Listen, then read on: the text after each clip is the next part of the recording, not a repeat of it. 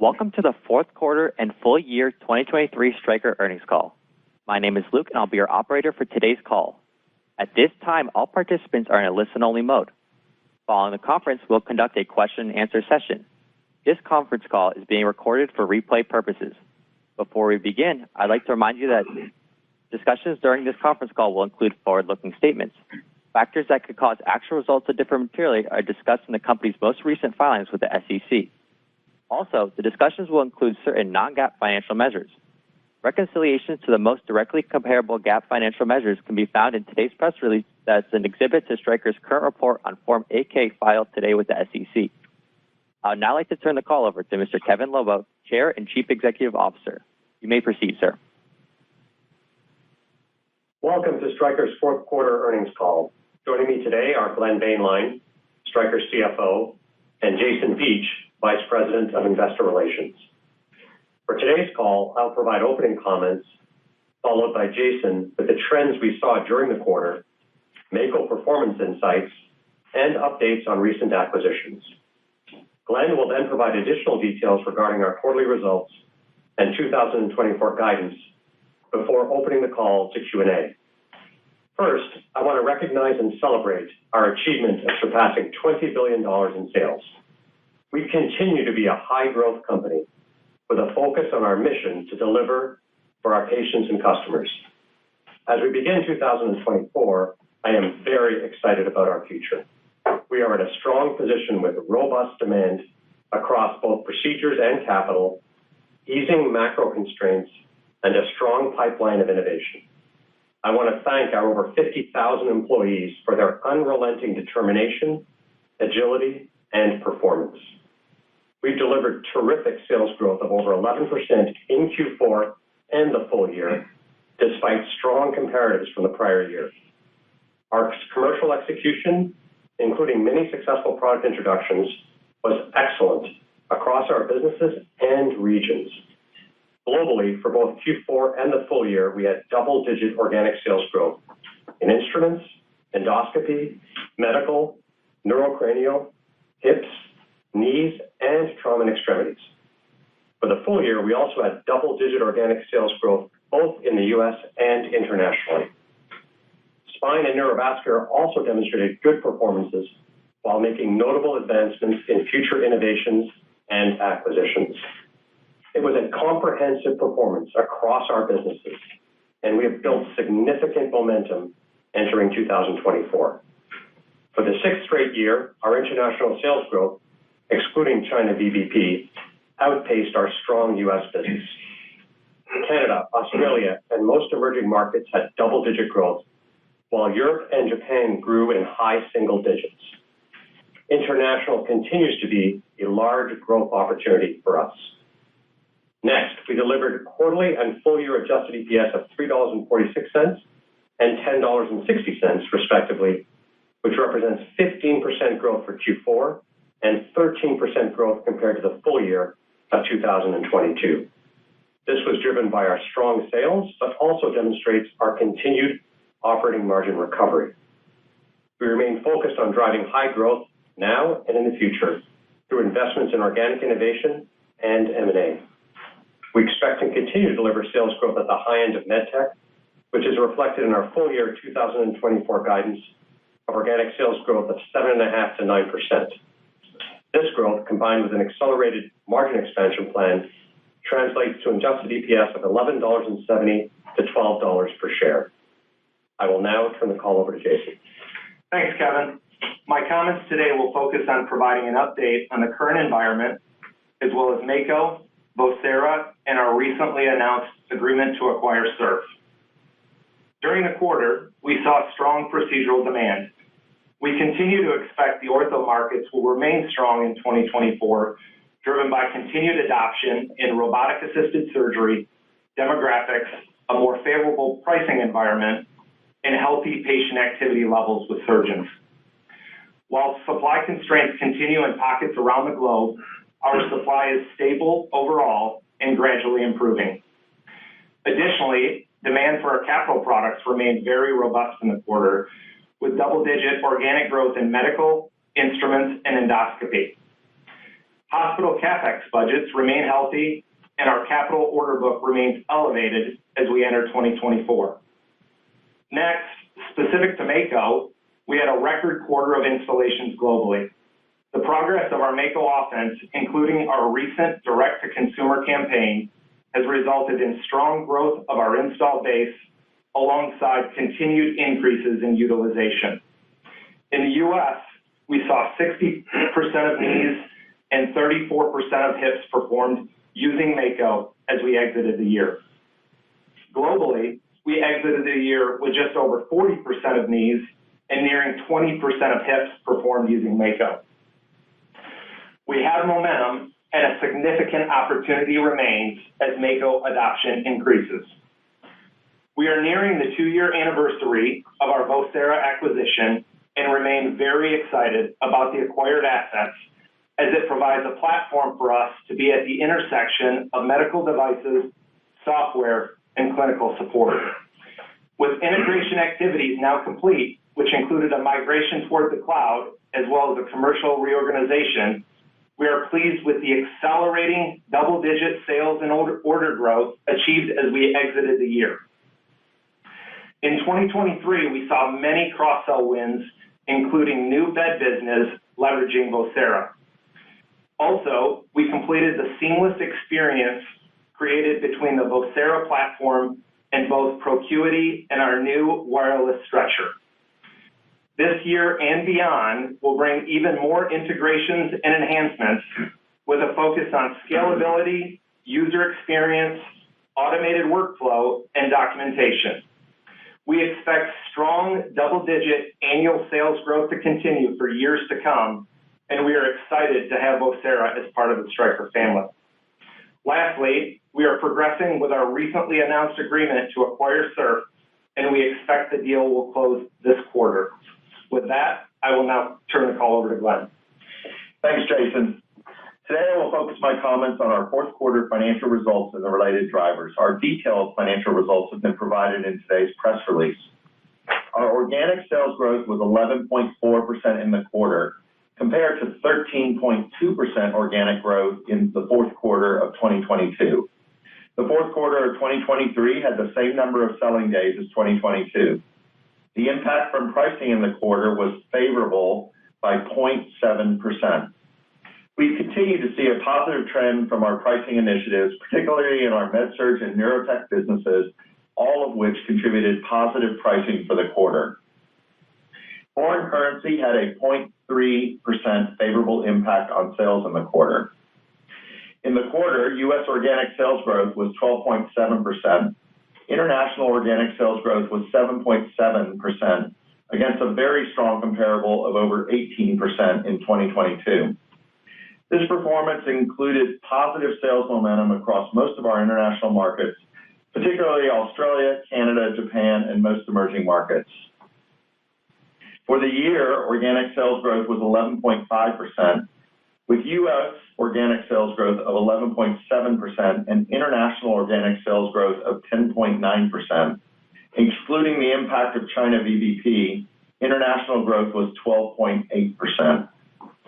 The impact for pricing in the year was favorable 0.6%.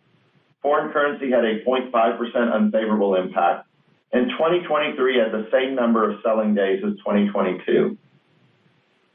Our adjusted EPS of $3.46 in the quarter was up 15.3% from 2022, driven by higher sales and operating margin expansion, as well as lower other income and expenses.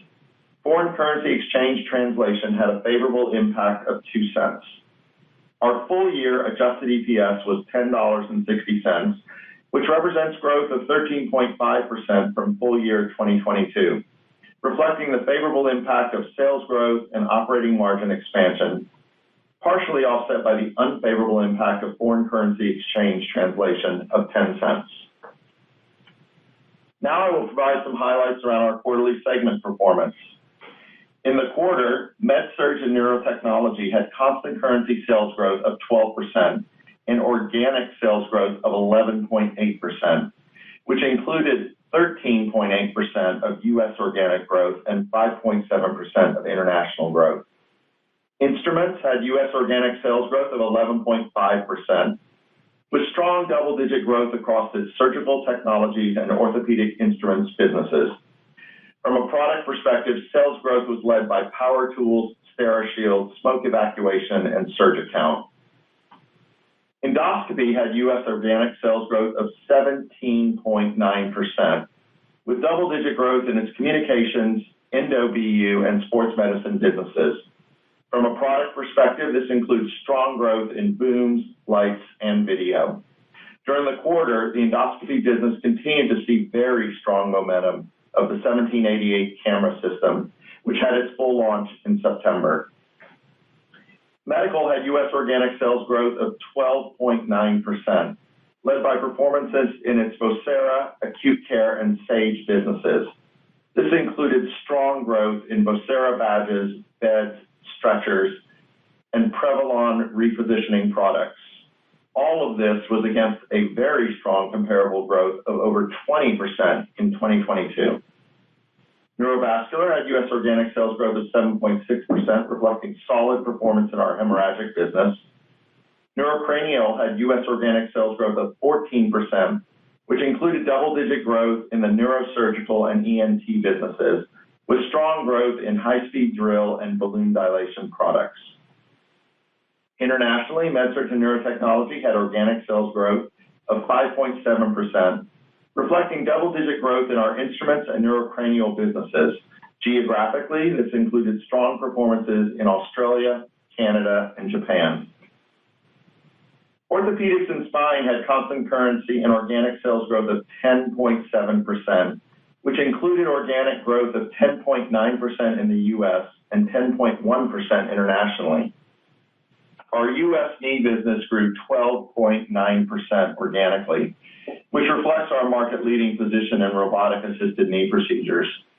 Our U.S. hip business also grew 12.9% organically, reflecting solid primary hip growth fueled by our Insignia hip stem. Our U.S. trauma and extremities business grew 12.1% organically, with strong performances across all of its businesses, including upper extremities, biologics, core trauma, and foot and ankle. Our U.S. spine business grew 6%, led by the performance in our enabling technology and interventional spine businesses. Internationally, orthopedics and spine grew 10.1% organically, including strong performances in Canada and most emerging markets, particularly driven by Mako and strong knee performance across most geographies. Now I will focus on operating highlights in the fourth quarter. Our adjusted gross margin of 63.9% was favorable approximately 120 basis points from the fourth quarter of 2022. This improvement was primarily driven by the continued easing of certain cost pressures, including the elimination of spot buy purchases that we experienced in 2022, and the continued benefit of pricing initiatives. Adjusted R&D spending was 5.6% of sales, which was 10 basis points higher than the fourth quarter of 2022. Our adjusted SG&A was 31% of sales, which was 40 basis points higher than the fourth quarter of 2022, due to continued investments, including sales growth incentives and a more normalized cadence of travel and meetings. In summary, for the fourth quarter, our adjusted operating margin was 27.2% of sales, which was approximately 60 basis points favorable to the fourth quarter of 2022. For the full year, our adjusted operating margin was 24.2% of sales, a 40 basis points increase over 2022.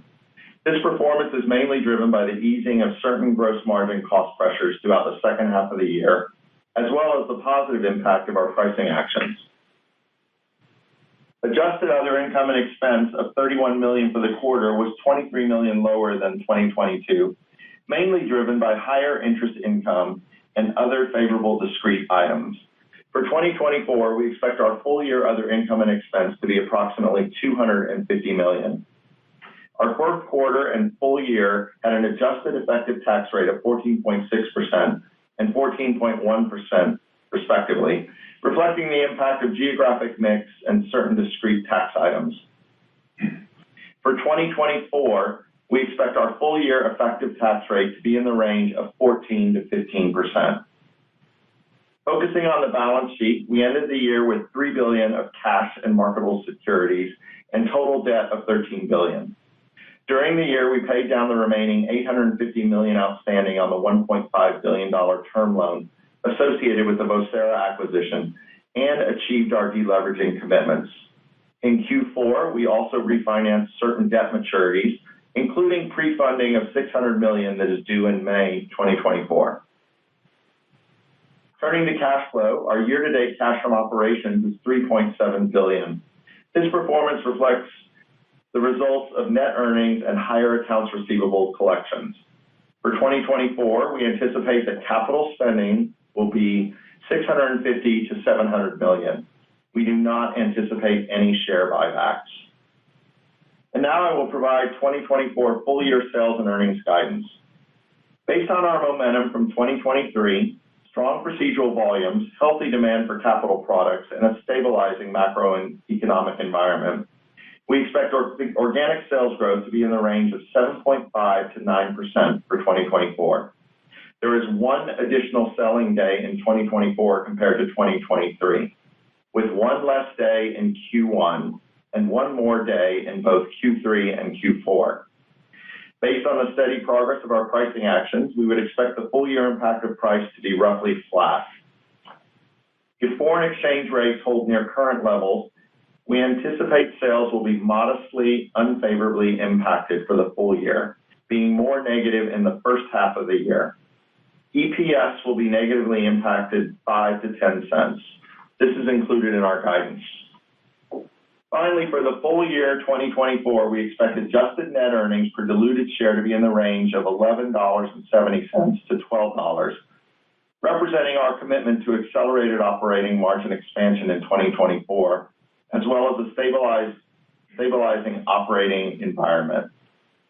While we do not provide quarterly guidance, we do expect seasonality for sales and related earnings to be similar to 2023, but adjusted for the quarterly differences in 2024 selling days. And now I will open up the call for Q&A. At this time, we will open the floor for questions. Please ask one question and one follow-up. If you'd like to ask a question, please press star 5 on your telephone keypad. If you'd like to remove yourself at any time, press star 5 again. And now we'll pause for just a moment. Okay, our first question comes from Robbie Marcus with JP Morgan. Your line is now open. Please go ahead.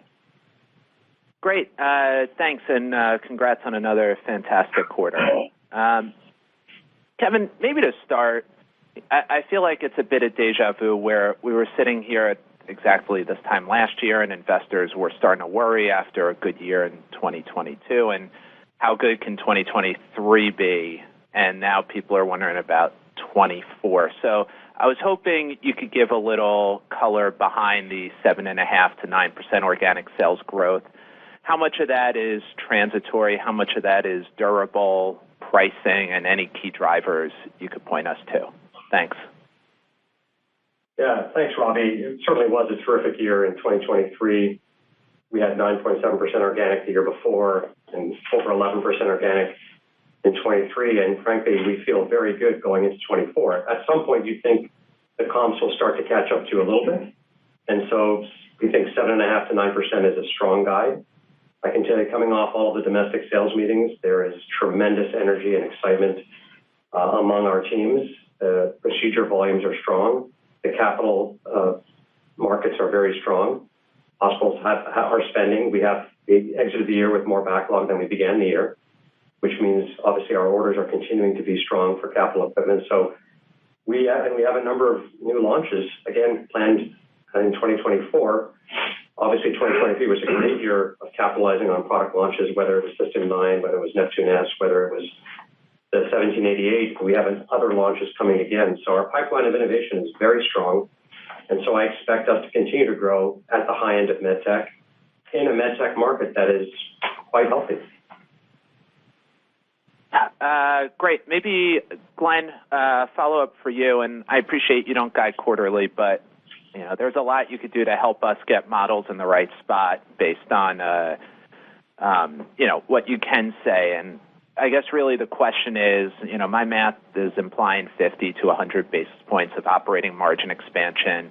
You talked about the top line should look like 2023, and I imagine that looks like a normal comparable quarter in first quarter and maybe some sharper seasonality than historically, down 3Q, up 4Q. Also, anything down the P&L operating margin that we should be considering in that seasonality? Thanks. Yeah, I think, Robbie, and I tried to sort of lay this out at the end of my guidance there, but I think a good place to start would be to look at sort of the cadence of sales and earnings in 2023 and really just adjust out for one selling day in Q1 and then adding 2 on the back end. And so as you look at, hey, Stryker, how are you going to deliver op margin expansion throughout the year? It's probably a little more back half loaded, just based on the cadence that we'll see through the year for sales and related op income. Our next question will come from Lawrence Biedelson with Wells Fargo. Your line is now open. Please go ahead. Thanks for taking the question, and I'll echo Robbie's congratulations on a really strong year and finish to the year. Kevin, I'd love to hear your updated thoughts on M&A headed into 2024. Your focus has been on paying down debt in 2023. Is your focus in 24 on smaller deals, or are you open to considering something larger? And are the target areas the same as the ones you shared at the orthopedic meeting last year? And I had one follow-up. Yeah, thanks, Larry. I would say that we're back on M&A offense now, what I'll call our normal M&A offense. And as you've seen in the past with Stryker, that would typically mean larger volume of tuck-in deals, and those can be large, and they can also be small. During the pause, while we paid down debt, all of our BD teams worked very actively. Believe me, they have a long list of targets, and we are going to be active now that we've gotten our leverage back to where we'd like to be. So let's say we're back to the normal Stryker offense. Expect us to be doing deals. We are open to larger deals, but our history would tell you that the vast majority of our deals are going to be smaller tuck-ins, but we can do many deals versus being very limited last year. That's helpful. And Glenn, to follow up on Robbie's question on the margins, first, is it the margin expansion how much is coming from gross margin versus operating margin? And are you committed still to the 200 basis points, getting back to the pre-COVID margin by 2025? I mean, it actually, I don't know if the math, not to get too much into it, but it looks like, I thought it looked like over 100 basis points implied in the guidance this year. So I assume we can all figure that out offline, but just any color on gross versus operating margin and the 200 basis points, for the two years sprinting back to pre-COVID margins would be helpful. Thanks. Yeah, Larry, I think, first of all, we're not backing off of our sprint to 2019 op margin at all. And we have clearly laid out a plan to get there by the end of 2025. As I said at Analyst Day, we have good opportunities in operating expenses and in gross margin. I think if you look at our delivery in 2023, we got about 80 basis points out of gross margin, and we invested in some operating expenses that we had indicated would get back to sort of normalized spend. So my thoughts on 2024 is that, expansion will generally be led by operating expenses, but there continues to be really good opportunities in gross margins that we continue to work on. And if you think about some of these things, price isn't going away for us. We're still going to continue to work on that. Bijou elaborated on the benefit we have of low-cost manufacturing sites, and we'll continue to see expansion there. We have opportunities in purchasing and procurement, supplier consolidation. On the OpEx side, we'll continue to expand into shared services in some of these low-cost areas where we have those. And then honestly, from OpEx, we have a lot of natural leverage that just comes when you're growing at the rate that we're growing. Our next question will come from Ryan Zimmerman with BTIG. Your line is now open. Please go ahead. Yeah, thanks for taking the question. So I want to ask about orthopedics. It's just been, stellar performance, and we've heard from you and one of your peers, and Kevin, I just would appreciate if you could kind of characterize the confidence that this continues to persist for 24, and how are you improving, or what are you doing to improve potentially productivity on the Mako units to capture the demand that's continuing to be so strong? Yeah, thanks. We're delighted with the progress that we've made. 60% of U.S. knees being done on the robot is pretty remarkable given how long ago we launched the total knee application, and seeing hips starting to really climb since we launched the 4.0 software has been terrific. Cementless continues to climb as well, and that tends to index much higher with the use of Mako. And as you know, we are clearly the leader, and not just in robotic-assisted surgery, but clearly the leader in cementless knees as well. So a lot of good things going on with a market that is obviously a little better than it has been historically, but Mako continues to be the engine of growth, and that's true in the hospital, that's true in the ASCs as well. And we're seeing continued growth in the ASC where our Stryker offense is really winning at pretty spectacular rates as it relates to new builds and big renovations. So we have a lot of momentum across all of those dimensions, which translates to terrific performance, as you saw, with hips and knees. But the other part of our story is trauma extremities. So the Wright Medical acquisition has been a complete home run of a deal, and you're seeing that not only has it been great for our extremities business, but it enabled us to focus a lot more on our core trauma business. And we really had all of our businesses in trauma extremities humming as we exited the year, and some great product launches towards the end of the year and some more to come in 2024. Okay. And then maybe turning to medical, because it is, now I think the biggest unit inside the company, and the comps are increasingly tougher in the first half of this year. It's been exemplary growth, through late 22 and then in the first half 23. Inside of that, you talked about Vocera continuing to be a double-digit grower, but if you can level set us on the entire portfolio, how you think about the ability of that business to continue to be accretive to overall growth, and maybe what the appropriate expectations are around the medical segment, given how much is in that segment. Yeah, look, we love our medical business, and frankly, it's become a big and very fast-growing business. We continue to expect it to grow above Stryker's average growth rate. That is going to be true for the next 5 years. From quarter to quarter, it does bounce around a little bit because, of course, there's capital, a lot of large capital within medical, but you also have increasingly more stable revenue with Sage, which is doing spectacularly well. Then you've got obviously the AED demand, which has exploded, and we have a terrific AED business. Tremendous innovation. We launched the Expedition stair chair in the early part of the year, the first powered stair chair, which the firehouses absolutely love. And then you've got a lot of new demand for the wireless connection, wireless stretchers. So just tremendous innovation, tremendous leadership position, and now a much more diverse set of businesses than we had historically. So I think medical is the business in Stryker that's the most underestimated, because AEDs are high growth, our powered cots are high growth, and now our bed business is doing really well behind Procuity.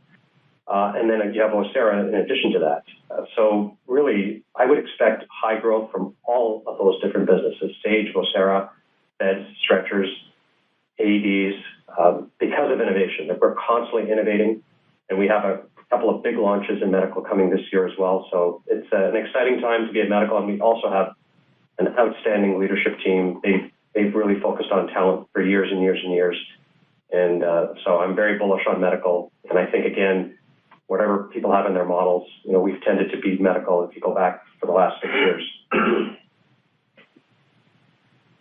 Our next question will come from Joanne Wuensch with Citi. Your line is now open. Please go ahead. Good evening, and thank you for taking the questions, and very nice end to the year. I'm curious about where you are in your super cycle, and not to use a sports analogy, but are you halfway through halftime, or you have a couple more innings to go? I know I'm mixing my metaphors there. And also, sort of similarly, AAOS, what should we be expecting for that? Thank you. I'll take the first part, and then Jason can talk about AAOS. Look, I would say that our pipeline of innovation is incredibly strong. When I mentioned the term super cycle, that really was referring to, let's call them big platform launches. But the reality is we're driving tremendous growth, even in some of the divisions that don't have big platform growth launches. If you think about upper extremities, if you think about foot and ankle. But I would say the big ones coming up, we have this Pangea launch within our core trauma business, which is a big platform launch. We have a new defibrillator that's coming, of course, pending FDA approval. It's a PMA device, but we're very excited. That's what I would call a big platform launch.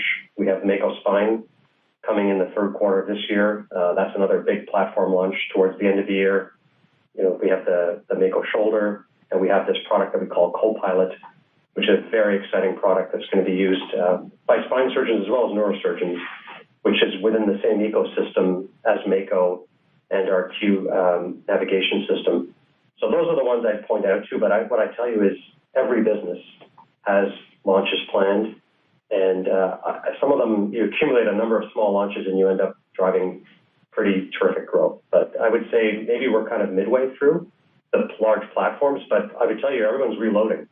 So we launched 1788, and they're reloading and already working on 1888. So I think we've just hit a sort of a cadence of innovation that's as good as it's ever been in my time at Stryker. And so I don't expect that we're going to sort of come off this super cycle and suddenly have some kind of a dip.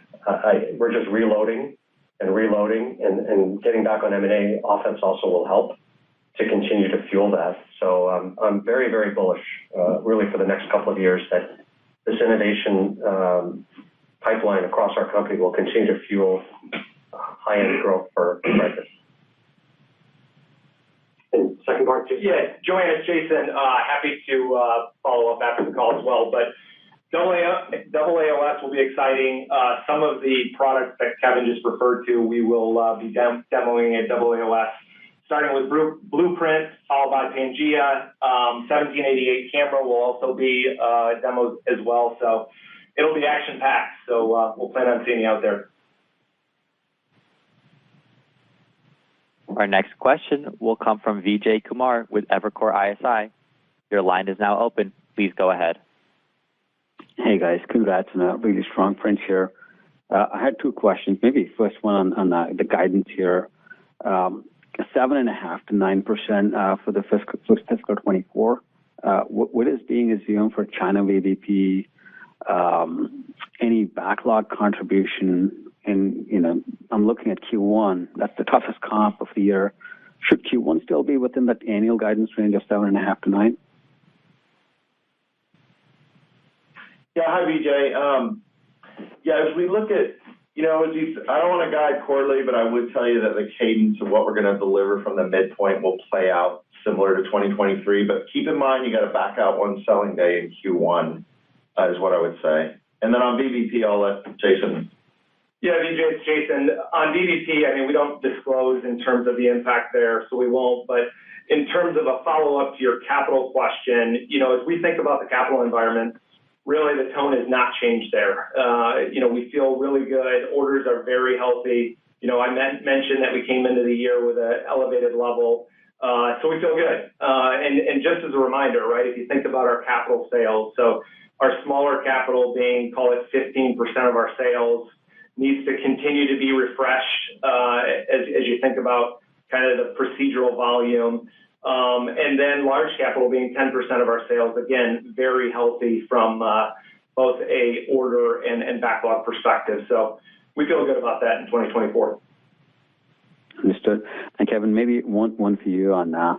I saw, that you mentioned direct-to-consumer campaign on Mako was very successful. Could you just elaborate on that? And I'm curious, do you think, like on the spine side, we could perhaps see adoption rates similar to knee where, 50-60% of spine procedures could be done in Mako at some point in the future?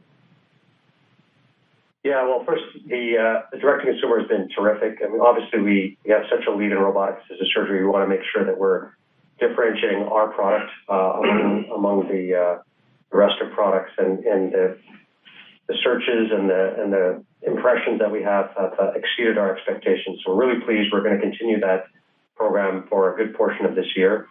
And so that's certainly helped create a tremendous interest among consumers as well as hospitals who actually watch the same ads as consumers. So we're very excited about that. spine, we couldn't be more happy because certainly that's been a gap in our portfolio relative to others, and this has got terrific workflow. And look, I think robotic adoption tends to really grow no matter which procedure you're doing. If you have a good solution, it will over time become the majority and eventually standard of care. And we've obviously seen this in the general surgery world as it relates to prostate and starting to happen in other cases. And I think it's going to happen in orthopedics. And so spine might take a little longer, but I absolutely do believe it's going to be key for us in the future. We're extremely excited. We've been showing surgeons the Mako spine, getting terrific feedback on the workflow and the speed and the efficiency. And again, that's within the same ecosystem as the Q Guidance. So we've been selling a lot of Q Guidance software, which is used to navigate those procedures, and that same camera, which is the fastest camera on the market, will be compatible with Mako when we launch it. So I do believe it'll become, for pedicle screw placement at least, the vast majority of the procedures in the future. Our next question will come from Shagun Singh with RBC. Your line is now open. Please go ahead. Great. Thank you so much. Kevin, I was hoping to get your thoughts on utilization. It's been a key topic this last week across some healthcare sectors. What trends are you seeing in healthcare utilization across different care settings? What is driving it, and how do you think about the sustainability of it? Is it being driven by the aging demographics? Is it innovation? Is it just low market penetration? And I think you did indicate that there is still a backlog, and it is contributing, but is it a meaningful contributor to growth on a year-over-year basis? And then I have a follow-up. Okay. Well, I think if you look at the hospitals and what they're saying, that's kind of one of the indicators we look at. They're busy. Right, the hospitals are busy. Patients, definitely aging demographics plays for Stryker's portfolio. That definitely plays to our advantage. And every day, 10,000 more people are turning 65. The activity levels are also increasing.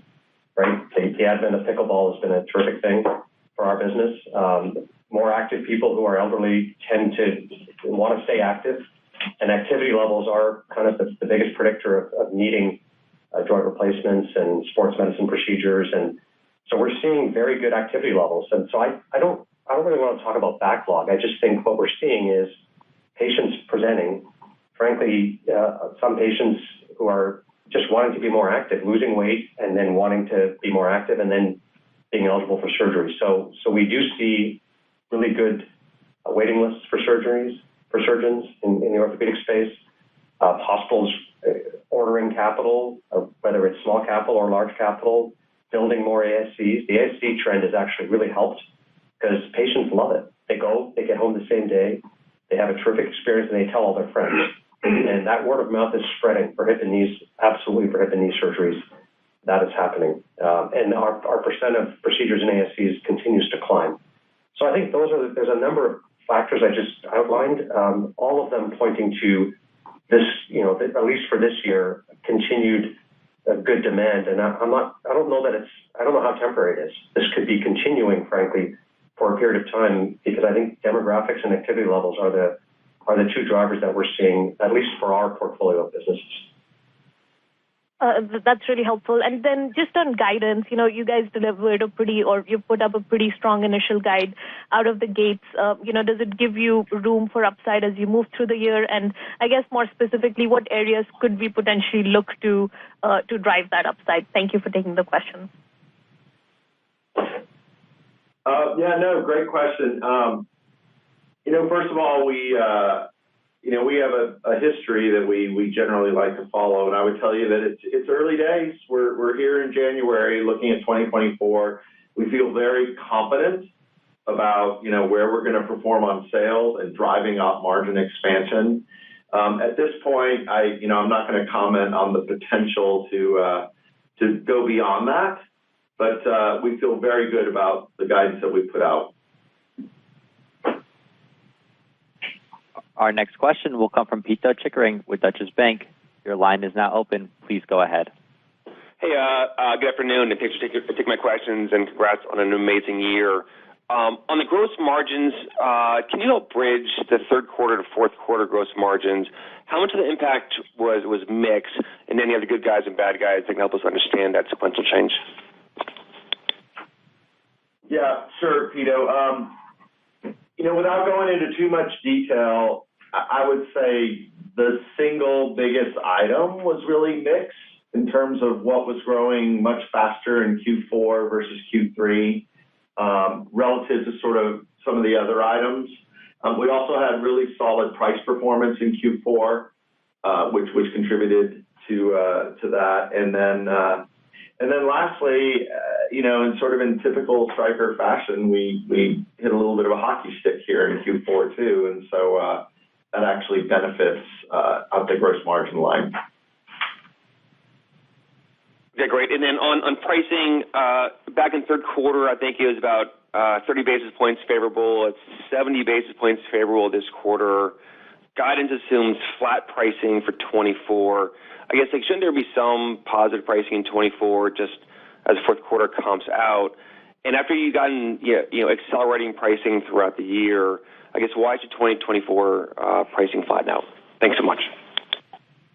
Yeah, well, keep in mind, flat is the average for the whole company. And the way that pricing guide is calculated, it's legacy product over legacy product. So a lot of our pricing increases carry over into 2024. They're just comparing to the new higher price. I would also say, too, that, flat is the average of some up and some down. And so we absolutely will see price increases across some of our businesses.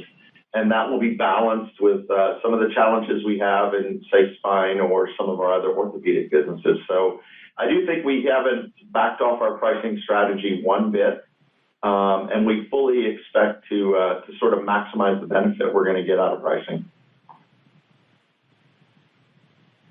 Our next question will come from Travis Steed with Bank of America. Your line is now open. Please go ahead. Hey, thanks for taking the question. Glenn, maybe just a finer point on some of the op margin guide. It looks like of the 200 basis points, more than half of that's in 2024. Can you just confirm that? There's a little bit of kind of math going around. Just want to make sure we got the math in 24 correct. And then with such a big ramp in 24 on the guidance, just can you give a little more confidence on what you're doing to kind of achieve that 100 basis points plus in 2024 and what you're seeing on the cost input side, just to kind of drive confidence that that's achievable in 24? Sure. I think you can do the math as well as I can, especially given all the areas that I've guided in the full year. So I definitely think you're in the zip code for what we think will happen in 2024.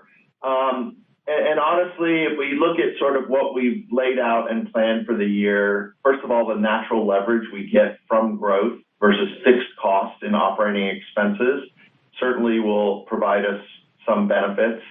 We also won't stand still in a lot of the gross margin initiatives that I mentioned, and those will move forward and also provide some benefit that we'll see in 2024. And so I would tell you that we haven't walked lightly on this. I would say that across the globe, Stryker is very focused on these op margin expansion projects and sustainable op margin expansion for 2024 and 2025. And so we feel very confident that we'll be able to deliver that.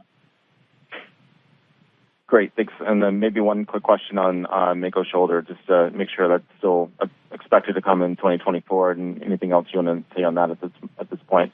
Thanks a lot. Yeah, listen, as we've said from the beginning, Mako Shoulder will launch at the end of 24, so don't expect to have much at all of a revenue impact. That said, it's not like our shoulder business needs Mako Shoulder to be growing at strong double digits. They have terrific products within upper extremities, with Shoulder ID, with a number of really pyrocarbon humeral. We have a fracture stem for Perform, which is incredible, a reverse Perform stemless. So they have 4 terrific launches within upper extremities. So they're going to do fine even before Mako. But Mako will be the end of the year. The feedback from surgeons has been terrific, but that'll have much more of an impact in 25, not so much in 24. Our next question will come from Matthew O'Brien with Piper Sandler. Your line is now open. Please go ahead. Good afternoon. Thanks for taking the questions. Just on Mako, this question might be for Jason. Just the domestic number this quarter was a little bit soft, and we're hearing about one of your competitors just giving their system away. because it's not all that great. Can you talk about the dynamics that you're seeing in the market, especially domestically for Mako, in terms of placing systems, selling systems, and then just, having to get really aggressive on the pricing side, just given the environment that you're in? And then conversely, the OUS number looks phenomenal again. Just where are we at in terms of growing that business over the next several years? And I do have one follow-up.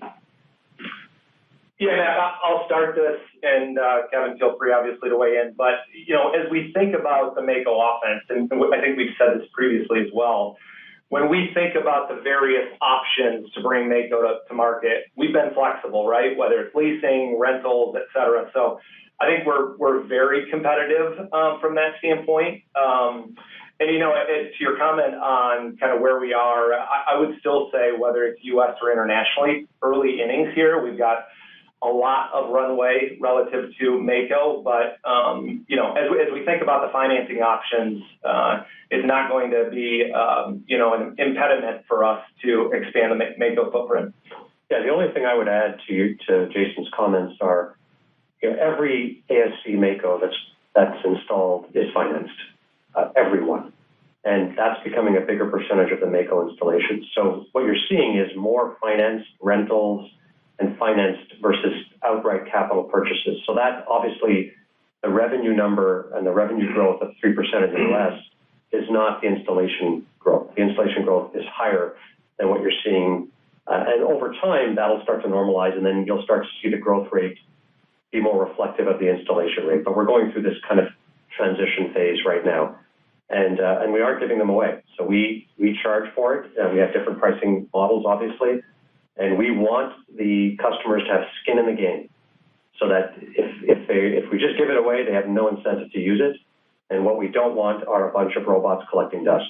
So we care a lot, and we monitor utilization of the robots very, very significantly. And then, of course, OUS, you're seeing terrific pickup and a lot more purchases than finance. We do offer financing around the world, but so far in international, we're seeing a lot more purchases than we are financing, which is why you see the revenue spike. But again, international has a huge potential. It's kind of where we were in the U.S. about 5 years ago. Understood. Thanks for that. And then sticking with Mako, Kevin, you mentioned, shoulder, you don't really need the application as much because you're crushing it on the shoulder side. But in spine, you're doing better the last couple of quarters. I haven't really heard why that is. I don't know if it's just some of the dislocation or not, but I think it's probably a bigger opportunity on the spine side of the business going forward. These centers that already have Mako and use it for hips and knees, can you quickly transfer the system to the spine part of those institutions or facilities and start to pick up share fairly quickly, or is this something that's going to take many, many quarters? We're talking, 25, 26 before it really starts to impact the spine business. Thanks. Yeah. What I'd say is, first of all, the Mako brand is extremely well known. That's a very, very big positive. And I think what you're going to see is a much faster uptake than you would have seen had we not already had Mako on hips and knees. Will it take a little bit of time? Sure. Will a spine surgeon want to share the robot with hips and knee surgeons? Not sure yet. Obviously, that's something we're going to see play out, whether they're going to want their own robot or they're going to be willing to operate on the days that the hip and knee people aren't operating. So that's a whole dynamic. I think that'll vary account by account. So we're already working on our commercialization plans. I think part of the reason for our success is success of the Q guidance, which is one half of the system. So you're going to have the Q guidance, and then as well, Mako. They know it's coming now. Customers have gone to Leesburg, Virginia, our spine headquarters, to see Mako Spine, and many of them have stopped their purchases of other robots knowing that this is coming. So I think that's what's helping to contribute to our let's call it somewhat improved performance, but we still would like to grow at a higher rate than we are right now. And we know we need not just Mako, but also the Copilot product. So we're going to go from being behind to being ahead. And Copilot should launch in a similar time frame, slightly ahead of Mako Spine. So you're now going to have the Copilot product plus Mako Spine, where our competitors will just have their robot. The ones that have a robot will just have a robot without Copilot, with haptic feedback that can do the laminectomy and discectomy portions of the procedure, which complements the pedicle screw placement. So we're really going to be in a great position by the time third quarter comes around. Robots do take time, so the scaling will take time, but I think it'll be certainly much faster than the initial people who came in with robotics. They know they benefit from it, and they know and they can trust the Mako brand. Our next question will come from the line of Josh Jennings with TD Cowen. Your line is now open. Please go ahead. Hi, good evening. Thanks a lot for taking the questions. I wanted to hopefully, Kevin, ask about, just get a temperature check on the healthcare delivery system's capacity for orthopedic procedure growth. I think heading into 23 after experiencing 2022, there were concerns around staffing shortages, et cetera, and potentially be creating a bottleneck for procedure volume growth. That clearly didn't play out in 2023. It doesn't sound like from your comments it's going to play out. You expect it to play out in 2024. But are there any capacity constraint issues in the U.S. healthcare delivery system for orthopedic procedure volume growth as we go forward in 24 and 25, or is that fully in the rearview mirror? Yeah, I think it's largely in the rearview mirror. There's still niggling things here and there, but it's gotten very quiet. You saw that in Q4. It's just a boomer of a Q4, and you know, the kind of the normal seasonality. I think we now have finally a normalized year for you to compare against. Of course, adjusted for selling days, but there is a normalized year finally. And yeah, they've gotten their staffing issues solved largely, and they do prioritize orthopedics because orthopedics is a moneymaker for hospitals, right? Cardiovascular and orthopedic procedures are their two moneymakers. And so if they are short-staffed, they are going to prioritize staffing for orthopedics. I would say the only area that still has a lot of room to run is ASCs. So every hospital is constructing ASCs, and that's going to continue to be an engine of future growth. But I'd say we're in a very normalized environment. They have the capacity. They can operate additional days, which we saw some of that in Q4 again, which we hadn't seen for a couple of years. So I think the hospitals are absolutely ready now, and a lot of that's behind us. Excellent. Just one follow-up on Mako, just with another record system placement quarter. Was hoping to just get some details on what you're seeing in terms of second or even third system purchases by hospital systems, any kind of percentage of total systems, or how big of an opportunity you see kind of getting that second, third, maybe even fourth system into hospitals. Thanks for taking the questions. Hey, Josh, it's Jason. First, I would say, you know, there are many hospital systems across the U.S. that are second, third system. You know, for competitive reasons, we don't disclose kind of number of units installed, but you certainly see numerous systems with multiple Makos.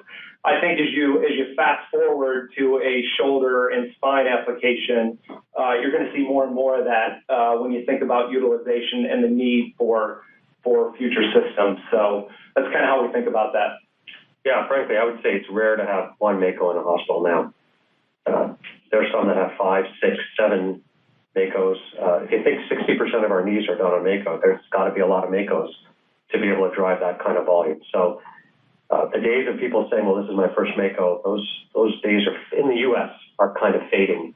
That phenomenon still exists outside the U.S. Our next question will come from Chris Pascal with Nephron. Your line is now open. Please go ahead. Thanks. Just quickly on the SYK acquisition, are there any particular portfolio gaps you closed with that deal, or is it more about expanding your distribution footprint internationally? Yeah, Chris, it's Jason, and we'll talk about this more after the close, but you know, it really is, it helps from a hip portfolio perspective, but beyond that, we haven't said much at this point. And like I said in my prepared remarks, we're set to close this quarter, and then we'll certainly talk more to that. Okay. And then I'm curious how you're thinking about the outlook for neurovascular in 24. 23 was a better year for that segment in the U.S., but it kind of got offset by international. And along with spine, it was really one of only two segments not to grow high single digits or better. So what's the game plan to drive better growth in that business? And do you have what you need internally, or do you need to look for supplements to that? Yeah, look, we continue to like the neurovascular market, as there's still a large number of patients that aren't being treated. It's an attractive market, growing high single digits, and we do expect to grow in line, at least in line with the market. We were obviously very hard hit by China this year, with the VBP. We had a very big neurovascular business in China, so that hurt. I don't know that we've completely lapped it, but we're going to get to the bottom of China pretty soon, and then that'll be behind us. We also have the Cirrus acquisition, which is off to a very good start outside the United States. We are seeking U.S. approval. I believe that'll be sometime in 2025, maybe beginning of 26. So we still have a bit of time to wait for that, but that is a fabulous product for intrasaccular technology. We are looking at an area like liquid embolics. We don't have that product, as you want to think about one that we're going to be looking into. Every business has something they'd like to add, but we do have a good pipeline. We don't talk about neurovascular pipeline too much because they're subject to regulatory approval through the PMA process.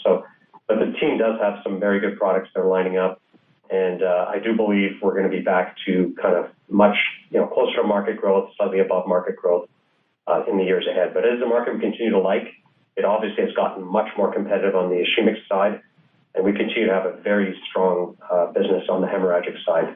Launched a couple of products last year, the Vecta 46 catheter, the Tetra coil, and that kind of fueled some very good U.S. growth, as you saw in the back half of the year. So we like the business.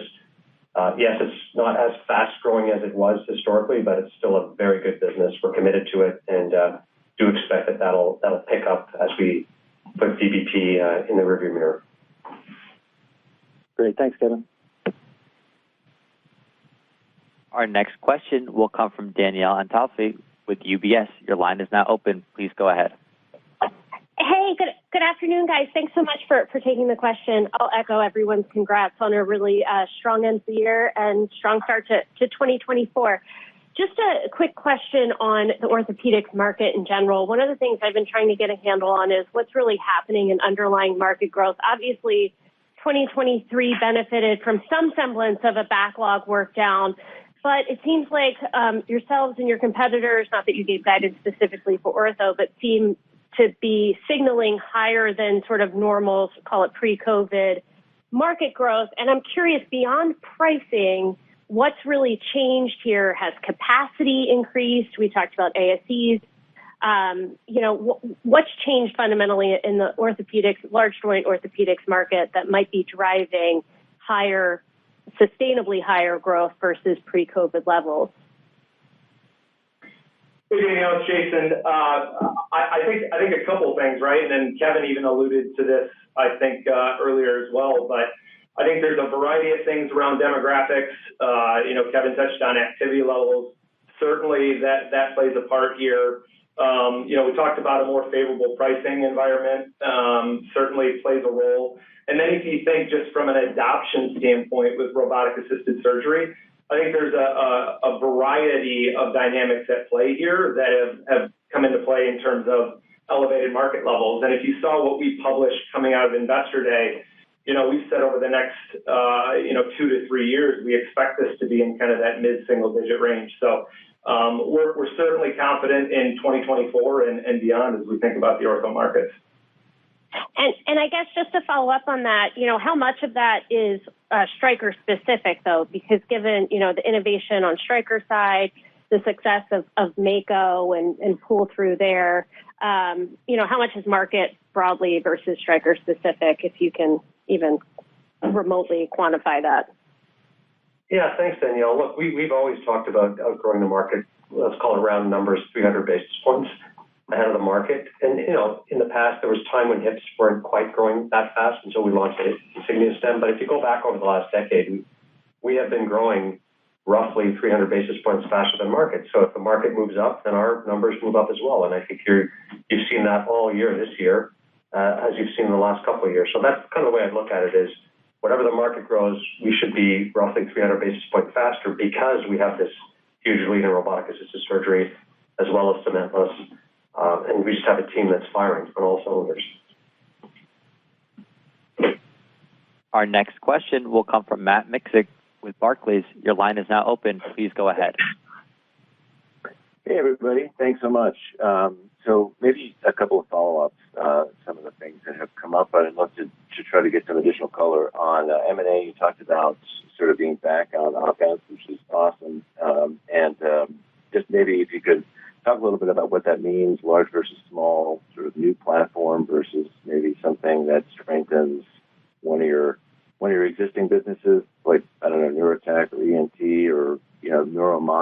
up in the past. So anything you could talk about that would be great. And then I have one follow-up.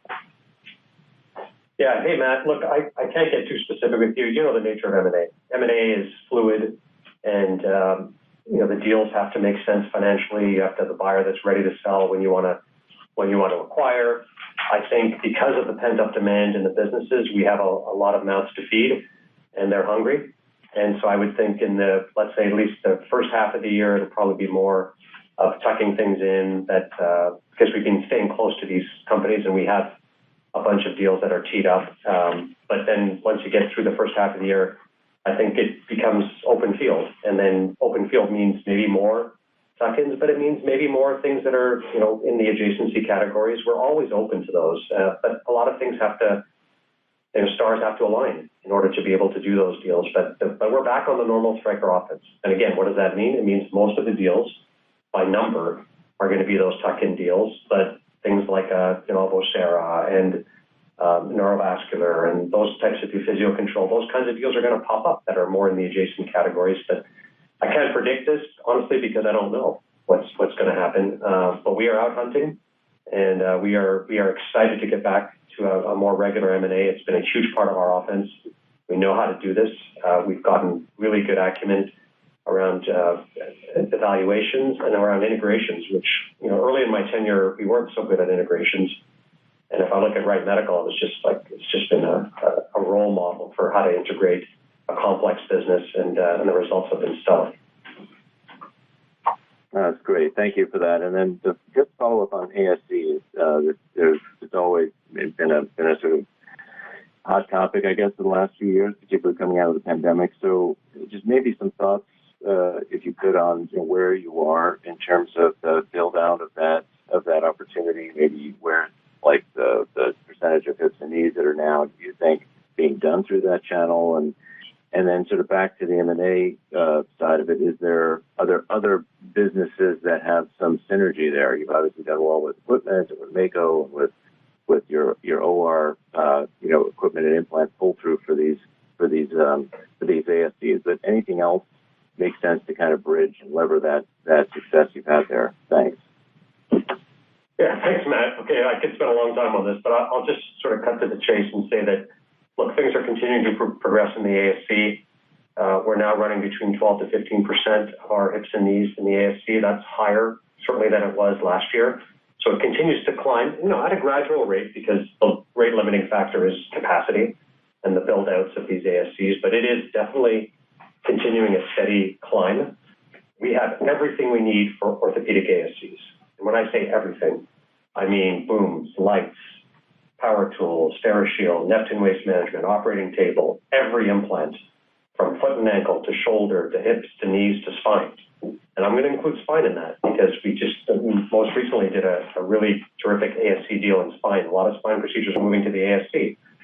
We did this in Duluth, Minnesota, which is a really exciting deal, and we were able to leverage spine in addition to a lot of other capital equipment in the ASC. And so those new builds and big renovations, we are absolutely beautifully positioned. What we're now looking at, now that we're a little bit in the GI space with Neptune and the Palm acquisition that we have, is, what else can we do in that space and other things we could add in that space. Now, I'm not saying that specifically about ASC. It's about, how we are. We like to be really busy in a call point. And now that we're in the GI call point, every call point we go into, we say, what else can we bring to that call point? What other value can we bring? I'm not predicting that we'll do something in that space, but that's kind of how we look at it. But as it relates to the orthopedic ASC, we are in an incredibly good position to be able to win in the ASC market. Our next question will come from Caitlin Cronin with Canaccord Genuity. Your line is now open. Please go ahead. Hi, thanks for taking the questions and congrats on a great quarter. Just jumping up on Matt's question earlier, momentum in spine really seems to be strong. Do you have any more clarity on how much you've been able to capitalize on the disruption in the space or expect to kind of capitalize from the disruption? Yeah, I tell you, listen, our performance thus far has really nothing to do with the disruption of the consolidation. It's just starting. We've just started to hear some disruption in Texas as an example and a couple of other little spots. So it is, I would say, very early days of disruption, and that's not the reason why we're doing better. We've kind of really improved our offense in spine, especially as it relates to enabling tech. I think the Q guidance was a big shot in the arm for the spine business. They did a terrific job selling that, and then, of course, leveraging that for implants. That's been more of a factor than disruption. I think we're going to see the disruption starting this year, and hopefully, we'll be able to pick up on that. But thus far, there really hasn't been much in the way of disruption, and we're going to see that play out over the course of this year. Got it. And then just a quick one on Mako shoulder. You noted great feedback from docs. What's kind of going to be the use case for the docs? Is it going to be outcomes, time saving, et cetera? Yeah, look, there's a whole series of outcomes. Just to simplify it, it makes a very hard procedure very easy to do. That's the way I would simplify it. Why was the partial knee so wildly successful? It was a hard procedure to do, and the robot made it easy. And the shoulder is harder to do than a partial knee. And it's going to make a very hard procedure very easy to do, take stress off the surgeon, have very predictable results. That's been the value prop. There are surgeons I talk to now that do a high volume of knees that tell me at the end of the day, I'm not tired anymore. This robot is taking away my stress. It's just making life easier for me. And you can multiply that by 10 for shoulder replacements.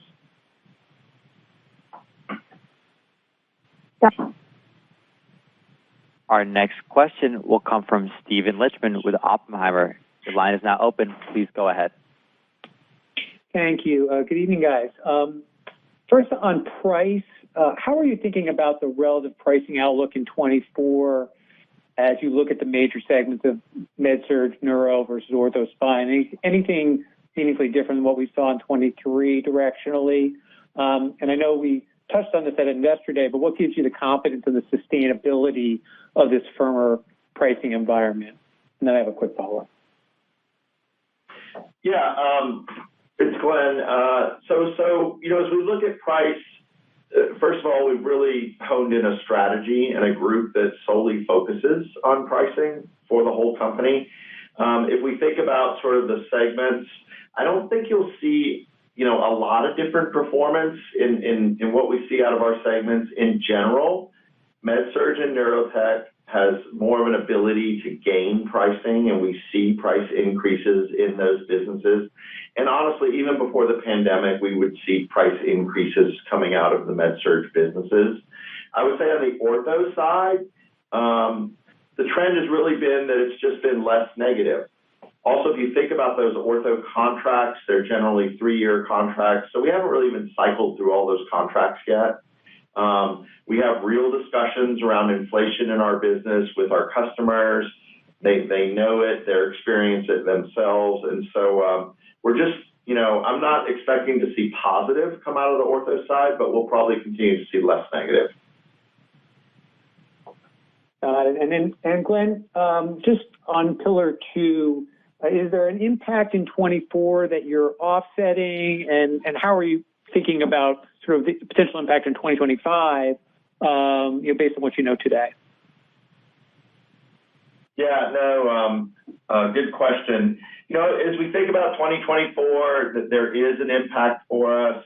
I think that through our tax planning and other strategies, we feel like we have fully offset that impact, and that's included in our effective tax rate guidance. For 2025, it's too early to comment at this point, to be honest. It's something we're just starting to look at, and we'll have more on that probably a year from now. Our next question will come from Mike Matson with Needham Company and Inc. Your line is now open. Please go ahead. Yeah, thanks. It sounds like you're looking at doing some more M&A here. I was just curious if you could remind us where your leverage ratio is, and if you have a target as to how high you'd be willing to go there. Yeah, we've generally tried to maintain a leverage ratio of 2.5 to 3. And I think if you do the calc on 2023, where we're sitting at year end, we're squarely on the lower end of that range. So we do feel like there is some room, if needed, depending on sort of what we see in the acquisition landscape. But I fully expect that, sort of given the normal cadence of acquisitions and that product tuck-ins are generally what we sort of normally go after, we likely won't be out borrowing to do those types of acquisitions. Yeah, and just keep in mind that 3 is not necessarily an upper limit, right? So that's the normal landing zone for us is 2.5 to 3. For the right deal at the right price, would we go higher than 3? Sure, we would. Then we'd obviously have to commit to paying down the debt. But we don't really look at ourselves as being constrained that way. So for the right asset, if it's going to be value creating for Stryker, we are not afraid to push beyond the 3. But that's kind of the land we like to live in as a landing zone. Yeah, I understand. And then just wanted to ask one about sports medicine. Didn't really hear much there. Do you feel like that business is kind of, where you want it in terms of the product offering and the scale? I am so glad you asked about sports. It's absolutely a rocket ship of growth for us for the past 5, 6, 7 years. They have a number of shoulder launches coming out this year. I believe 4 different shoulder launches.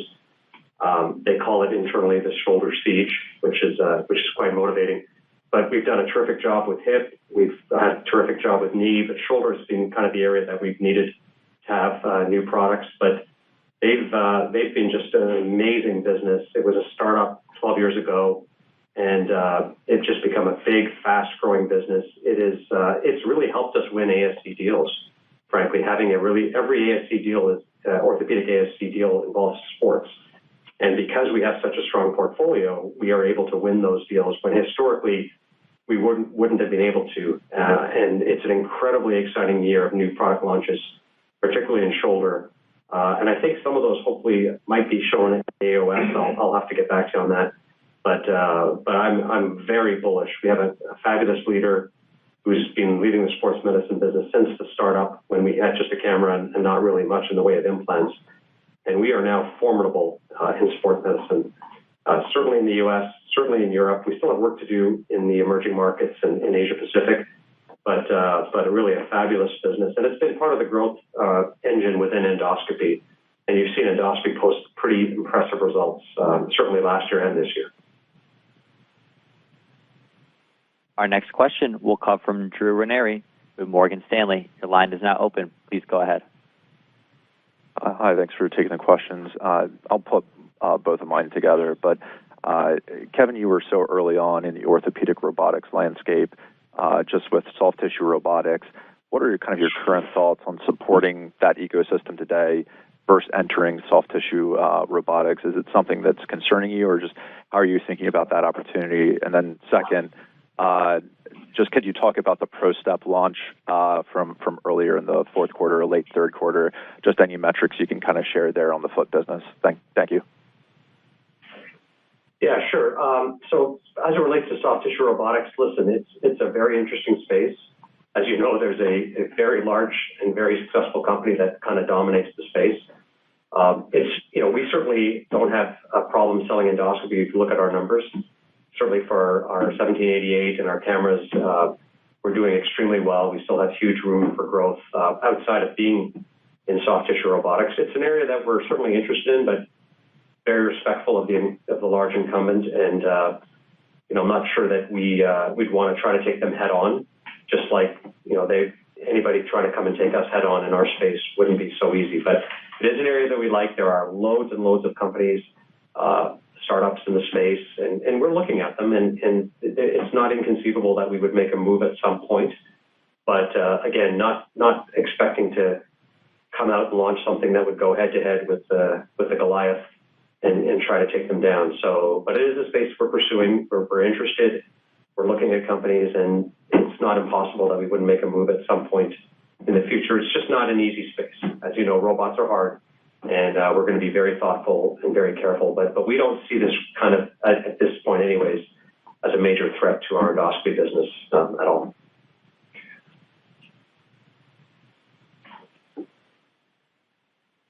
Our next question will come from Matt Taylor with Jefferies. Your line is now open. Please go ahead. Hi, thanks for taking the question. I wanted to ask one about the sprint of margins here and ask you if you do produce some upside on the top line and the margins over the course of this year and next year. How do you think about delivering that to the bottom line versus reinvesting it above that goal to get back to your pre-COVID margins? I mean, first of all, it's heavily dependent on sort of the mix that we get. If we over-deliver on sales in terms of how much margin we can get to, I would say that 200 basis points expansion is the absolute goal, and that will be the target. And, if we get there a little sooner, so be it. But, we won't take our eye off of making sure that we're doing what's right in the business so that we can deliver that 200 basis points. And then I wanted to ask another one on Vocera. You talked a lot about it on this call, and it's obviously doing well.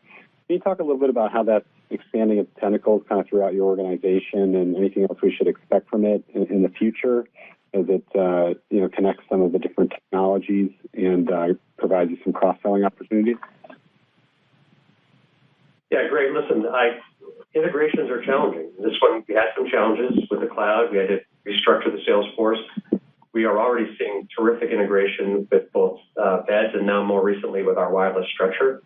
They had a list before we bought the company, and we've expanded that list of connecting products. And those products that we're going to connect to the ecosystem are not just Stryker products. So there are third-party companies that are coming to us and asking to be connected to our ecosystem. So we want to be a vital resource within hospitals. We're even looking at emergency departments that don't have really well-automated workflow, that actually do the documentation, that take cognitive load off of nurses. So the potential every day, it just keeps expanding and expanding. And so it's wildly exciting. And the team now, the new sales team is really starting to hum. Our order growth is starting to really, really pick up in a big way. And so we're super excited. We're not ready to talk about which products we'll be integrating. We'd rather do the integration than tell you about it. And we'd like to sort of give you a full year update. So a year from now, expect we'll give you a kind of a fulsome update and include more of those products that will be attached to the ecosystem. But we are really, really excited about this acquisition. It's a platform. So I'd say after Mako, this is the second platform acquisition that I've done during my tenure. The other deals we've done, none of them have been platforms. And that means it has wild upside potential over time. Now, it's not going to happen overnight. It's going to take time. But this for us is it'll be very sticky in hospitals. It'll just be a renewal, recurring revenue. And then as you add more and more to the ecosystem, it becomes something that hospitals can't live without. So that's our dream. And we're pretty optimistic given where we are right now, given the momentum that we have, given the interest that we have, both from parts of Stryker as well as third-party companies wanting to integrate to the system. Great. Thanks, Kevin. Thanks, Glenn. Our final question will come from Richard Newitter with Truist Securities. Your line is now open. Please go ahead. Hi, thanks for taking the question. I'll just ask one here, and by the way, congrats again on a fantastic quarter, solid end to the year. So just, clearly you guys, since your Analyst Day in particular, you've been, conveying how committed you are to margin expansion. You're kind of putting a stake in the ground, really strong guidance here for 24. I guess I'm just going to ask, how should we think about that margin guidance relative to the potential and willingness to take on margin dilution as you get more aggressive on the M&A front? Should we think of that as something that, already has contemplated the potential to need to absorb some dilution? Is there, are you more focused on top line accretion and more sensitive to kind of margin accretion faster than historically? I would just love your thoughts there and how we should think about kind of this margin trajectory and sprinting back to pre-COVID with respect to, deals and how that'll fit in the P&L. Yeah. Thanks, Rich. Thanks for the question. Look, think back to 17, 18, 19. We were expanding margins before some dilution of around 80 basis points. And we were not growing at this kind of growth rate, right? We were growing in the 6s and 7s organically, not double-digit growth organically or high single-digit growth organically. So with that higher growth, this is not a crazy level of margin expansion that we think we can do. look, doing small deals, if there's small tuck-in varieties, there's some dilution that'll come with that. We expect we're going to eat that and be able to deliver the 200 basis points. If a deal came along, let's say something like a Mako, which, as you know, occurs once a decade, maybe. It's not an everyday occurrence. That had dilution, but we felt was just so great for the company that we had to do it. We would go ahead and do it. And then we would look at our numbers and say, is this something we can absorb or isn't it? Our going-in assumption is that that's not a likely occurrence. It's not impossible, though. And I never want to rule anything out when it comes to M&A. If something really delicious appears and we think this is going to be great for our future, we're going to go ahead and do it. And then we'll do our math and figure out, can we get there with the 200 basis points? But in the normal cadence of operations of Stryker, and that means doing a number of deals that have a little bit of dilution here or there, we're going to eat it, and we'll deliver our 200 basis points. If something bigger happens, like a Mako that, as you know, is very diluted, but has proven to be a pretty terrific asset for our company, we're not going to say, well, we're going to wait 2 years and then we'll do it later. We're going to go ahead and do it. But again, I don't see that on the horizon. It's not obvious to me. But I never want to rule that out. It would be foolish, frankly, to be beholden to a certain financial target and pass up what could be very value creating for our company. But again, it's not our current frame of mind, not our current thought process. But I don't want to rule out that could be a possibility. I will now turn the call back over to Mr. Kevin Lobo for closing remarks. Thank you all for joining our call. As you can see, we have terrific momentum as we finish the year. We're excited about 2024, and we look forward to sharing our first quarter results with you in April. Thank you.